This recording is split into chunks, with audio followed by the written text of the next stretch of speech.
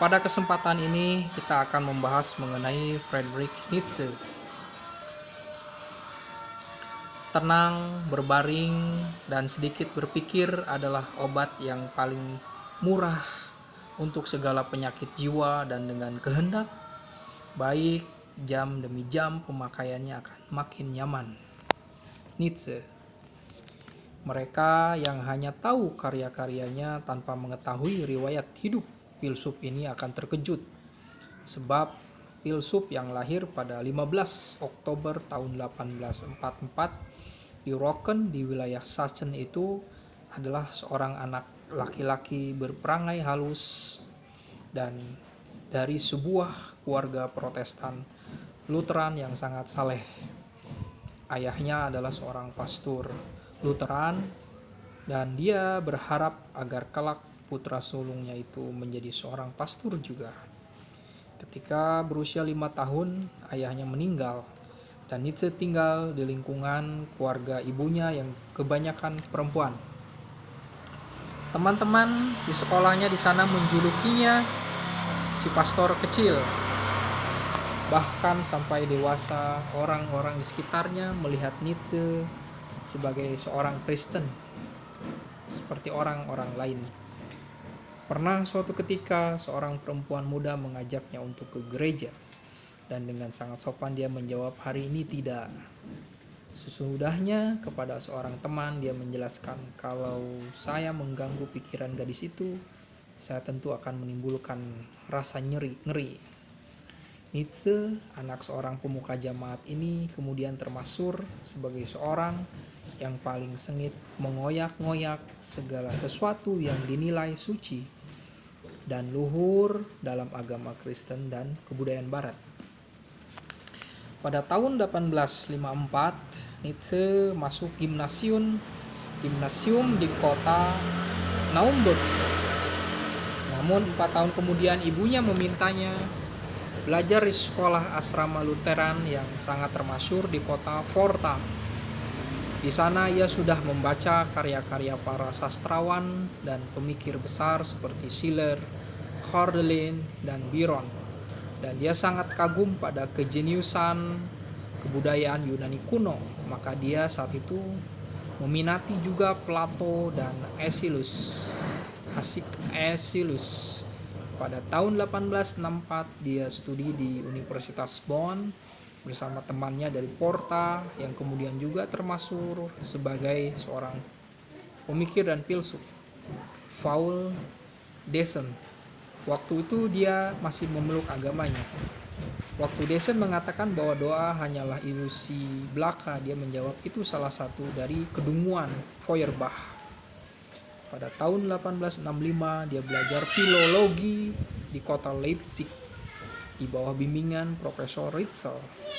Di kota inilah secara kebetulan di tukang loak dia menemukan buku Schopenhauer, Die Welt als Wille und Vorstellung. Di kota inilah pula dia meninggalkan agamanya.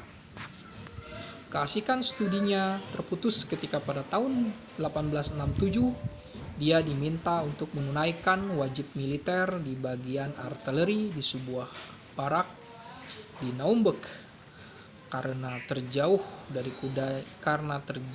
dari kudanya dan terluka, dia kembali ke Leipzig dan belajar lagi.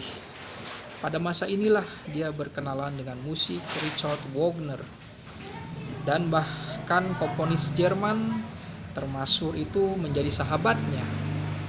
Persahabatan itu juga mengaruhi tulisannya pada periode pertama riwayat intelektualnya, Die Geburt der Tragödie aus dem Geiste der Musik, asal-usul tragedi dari semangat musik. Sekitar tahun 1869 oleh Ritzel dia diminta menjadi dosen di Universitas Basel. Waktu itu usianya baru 24 tahun dan dia belum meraih gelar doktor. Antara tahun 1873 sampai 1876 dia menerbitkan 4 buah esai dengan satu judul umum, An Zeit Gemasse Betrachtung, kontemplasi tak aktual. Pada tahun 1876 dia menerbitkan seni keempat yang berjudul Richard Wagner in Bayreuth. Dan pada saat ini hubungannya dengan Wagner retak. Nietzsche merasa diperalat oleh Wagner untuk menyebarluaskan Wagnerisme, dan dia kecewa dan salah sangka bahwa musik Wagner merupakan kelahiran kembali seni Yunani kuno, sebab ternyata akhirnya Wagner lompat ke iman Kristen. Setelah patah arang dengan Wagner, mulailah tahap kedua dari riwayat intelektual Nietzsche. Pada tahap ini dia menjadi kurang meminati seni dan lebih meminati filsafat dan ilmu. Maka dia lebih menyukai Sokrates daripada filsuf pra-Sokrates. Pada periode kedua ini sering disebut periode positivistis, sebuah sebutan yang tidak disepakati oleh semua sejarawan, dan karyanya yang memadai periode ini adalah Menschliches Allgemeinschliches, manusia terlalu manusiawi. Yang kemudian disebut sebagai periode ketiga adalah suatu periode ketika Nietzsche menemukan kemandiriannya dalam berfilsafat. Selama periode terakhir inilah kesehatannya memburuk dan dia menjadi sakit-sakitan. Begitu juga dia merasa semakin kesepian sebab dia butuh teman yang bisa diajak omong secara sejajar. Tetapi banyak orang tak memahami pikiran-pikirannya. Selama periode ini dia berpindah-pindah dari Jerman ke Italia, ke Swiss, dan sementara itu menghasilkan karya-karya pokoknya seperti Also Sprach Zarathustra, demikianlah sabda Zarathustra.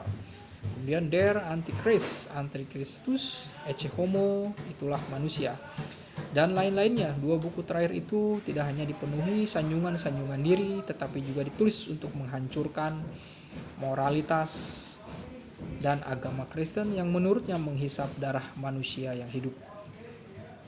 Karena ketegangan mental yang hebat dan semangat yang menggebu-gebu untuk menyanjung dirinya, di bulan Januari 1889 Nietzsche menjadi gila.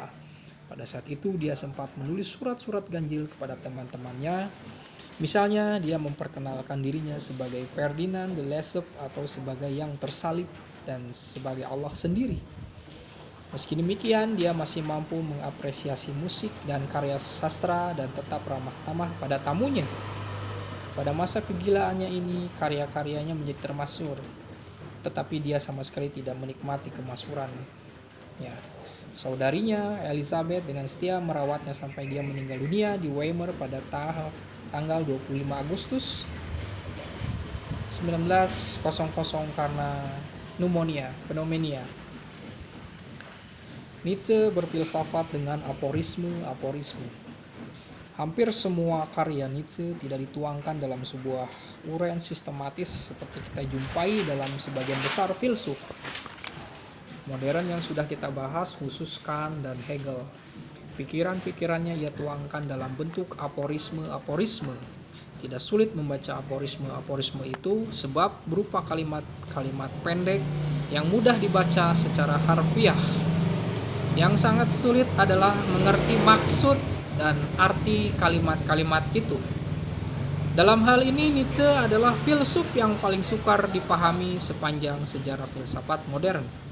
Tulisan-tulisannya itu bukan hanya tidak membentuk sistem, melainkan juga mengandung pertentangan satu sama lain. Ini membawa kita kepada pertanyaan mengapa Nietzsche menulis dalam aforisme. Jawaban atas pertanyaan ini sedikit banyak akan mengungkapkan metode filsafat Nietzsche.